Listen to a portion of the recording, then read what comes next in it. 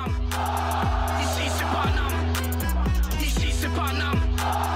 Ici c'est Paname. J'ai la tronche du parigo, le cœur qui palpite. On chante, on crie, Paris est magique. Le rouge, le bleu, fier de nos couleurs. Le parc en feu, ressens-tu la ferveur? Yo, salutations mes humains, c'est OP, j'espère que vous vous portez bien. Bon week-end à toutes et à tous et bienvenue sur la chaîne. On se retrouve enfin, on va retrouver nos Parisiens pour cette 48e édition du Trophée des Champions. Les Parisiens qui demain vont affronter l'AS Monaco. AS Monaco qu'on a affronté il y a à peine un mois en championnat lors de cette journée, 16e journée avancée de Ligue 1. Paris s'était imposé à l'extérieur 2-4. Donc voilà, 4 buts pour nos Parisiens. Demain, forcément, les Monégasques auront un goût de revanche. Et puis nous, les Parisiens, il va falloir qu'on conserve notre trophée des champions, tout simplement. Bref, un avant-match assez particulier parce que d'habitude, tu le sais, je fais le petit point mercato. Donc j'ai inclus le point mercato maintenant dans les avant-matchs. Je trouve ça plutôt bien, c'est cool. Ensuite, on fait les stats des deux équipes. Alors les stats, je vais les faire, même si ça n'a pas forcément bougé. Comme je te l'ai dit, ça fait pas très longtemps qu'on les a joués. Hein, donc, bon, il y a eu la Coupe de France. Les deux équipes se sont imposées aussi en Coupe de France. Je ne sais plus qui ils ont affronté, eux. Monaco, c'était une petite équipe. Et puis nous, on a gagné contre Lens. Donc voilà. Bref, je vais faire, comme d'habitude, les stats. Et normalement, je fais l'adversaire et je fais le Paris Saint-Germain en dernier. Là, je vais plutôt faire une synthèse, les attentes, la composition si j'étais le coach du Paris Saint-Germain. Et bien évidemment, ce qui nous intéresse le plus, le score. Hein, parce que oui, le score... vous allez voir, en tout cas, je vois un match plutôt serré. Hein, mais je donnerai tout ça dans les détails après. Bref, on s'abonne à la chaîne si ce n'est toujours pas fait. La petite clochette à côté, on clique dessus pour les notifications, le référencement. On met son plus beau pouce bleu et on lâche son petit commentaire. Sans plus attendre, nous allons maintenant faire le petit point mercato.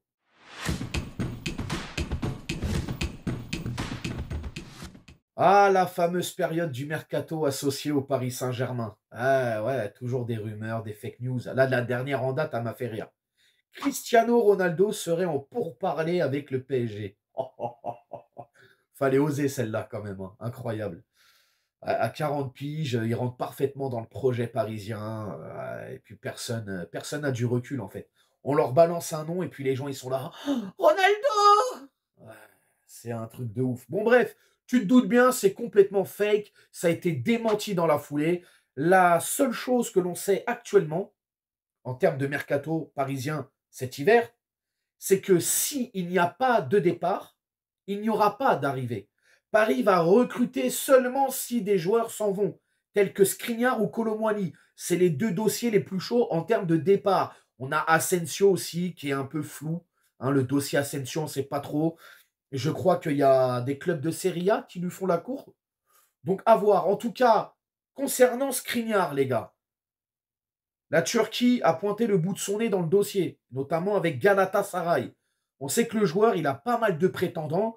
Maintenant, je crois que le PSG en demande 25, entre 25 et 30 millions, je crois, si je ne dis pas de bêtises. Donc, à voir, est-ce que ce sera un prêt avec option d'achat, un prêt simple, est-ce que ce sera une vente sec directement? À voir. La seule chose que l'on sait maintenant, c'est que il n'y a que le joueur qui peut décider. Voilà. Et on est en attente. Il n'y a que le joueur qui va décider. Paris ne peut rien faire, ne peut pas avancer. Et les autres clubs, bah, ils sont dans l'attente d'une décision de Skriniar. Donc on attend. Voilà, on est dans l'attente. Concernant Kolo Muani, on n'a pas grand-chose à se mettre sous la dent. Je pense qu'il partira. C'est en train sûrement de négocier dans l'ombre, je ne sais pas. Mais en tout cas, on n'a pas plus d'infos que ça. Vous l'avez vu hier, hein, Mohamed Salah, encore une fois. Alors, il n'y a pas si longtemps que ça, il y avait la rumeur Salah au PSG. Finalement, ça a été démenti. On nous a dit que le club parlait avec le joueur. Et en fait, on apprend que, en fait, non, il veut négocier une prolongation avec Liverpool. Donc, on se sert un peu des clubs et notamment du PSG pour faire monter les enchères, etc. Là, on revient encore. Mohamed Salah, PSG.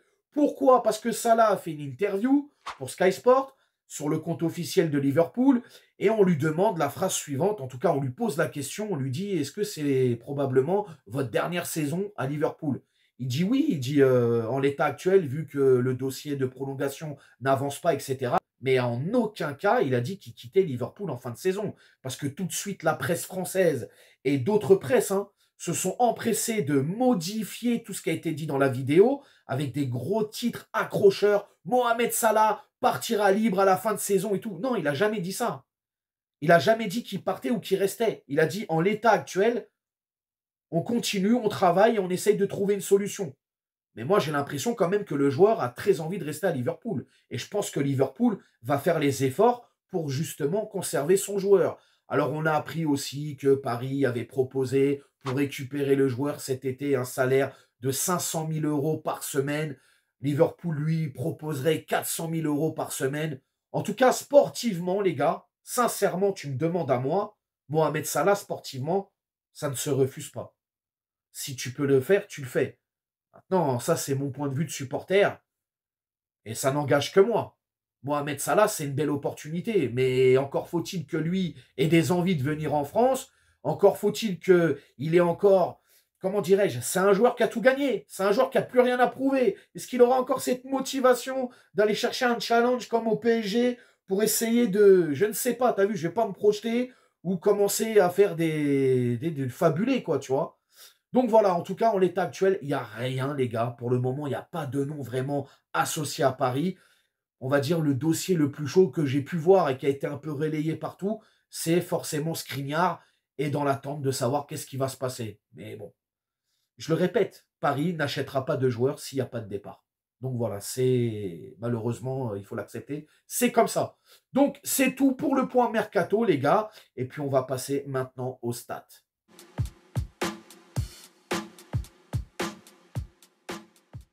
Pour ce trophée des champions, nos Parisiens prennent la direction de Doha au Qatar pour affronter Monaco. Coup d'envoi 17h30 au Stadium 974 et c'est retransmis sur l'horrible chaîne DAZN. Au classement général de la Ligue 1, rien n'a changé pour nos Parisiens puisque nous sommes toujours leaders premiers avec 40 points.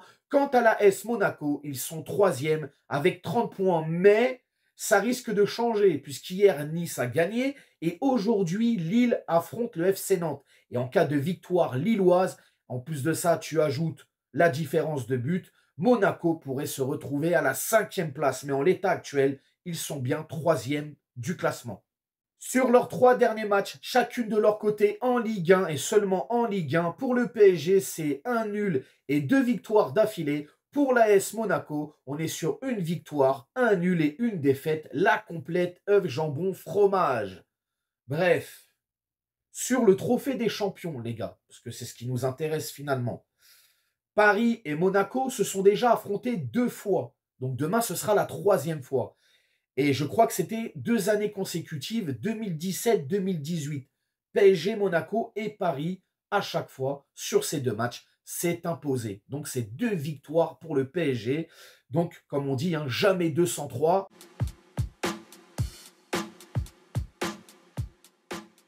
Alors, je ne vous le cache pas, je suis très content de retrouver nos Parisiens demain face à Monaco pour ce trophée des champions.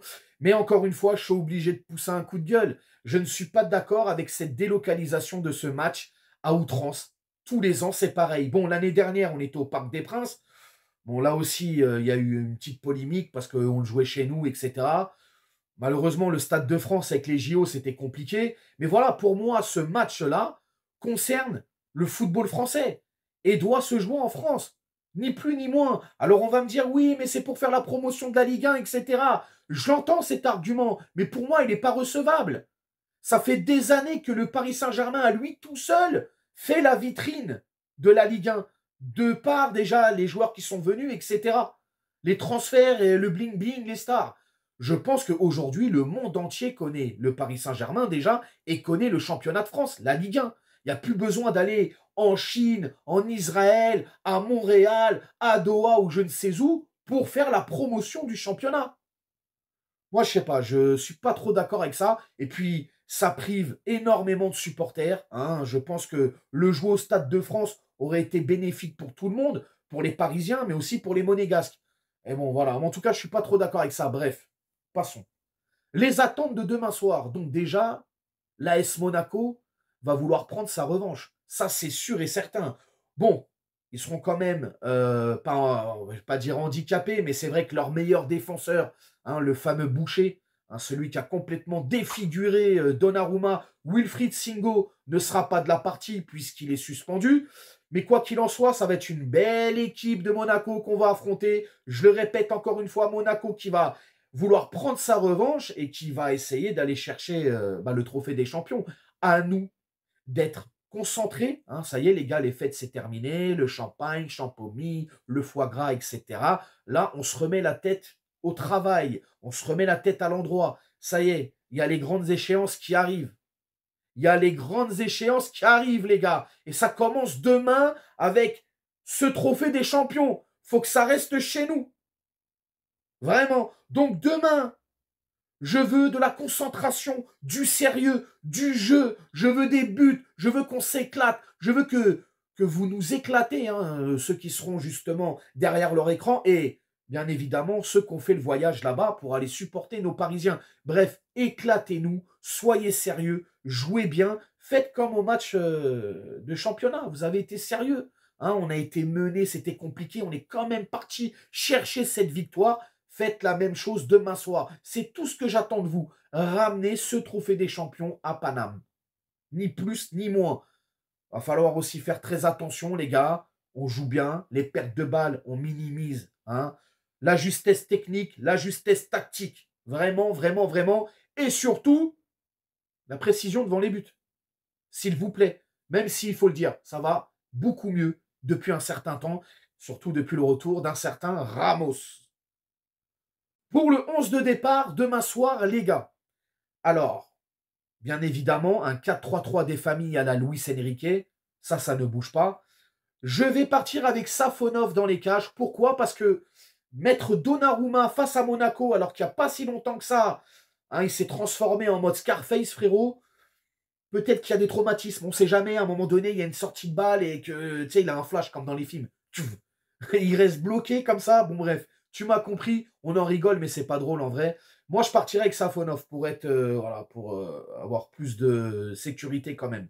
Safonov, Marquinhos, Pacho, Hakimi, Nuno Mendes, pour toute cette charnière centrale, bien évidemment. Ensuite, au milieu de terrain, grand classique, Zaïre Emery, Vitinha, João Neves. Et pour l'attaque, Ramos en pointe, accompagné de Dembélé à droite et de Désiré Doué à gauche, les gars. Je ne mettrai pas Barcola. Barcola, il a un petit coup de mou en ce moment. On voit que Désiré Doué est bien, il est en forme. Donc voilà, pareil, sécurité, Désiré Doué à gauche. Au niveau du score, les gars, eh ben, figurez-vous que je vois quand même un score serré. Je vois un match très serré, je vois un match très disputé, je vois un match coriace, vraiment, deux équipes qui vont se battre. Et je vois surtout beaucoup de buts. Je vois une victoire, bien évidemment, parisienne. Et je vois un score surtout de 3-2 pour le Paris Saint-Germain. Donc voilà, Paris qui s'impose d'1 but d'écart face à Monaco demain soir. En tout cas, c'est le score que je vois. Peu importe, c'est la victoire quand même.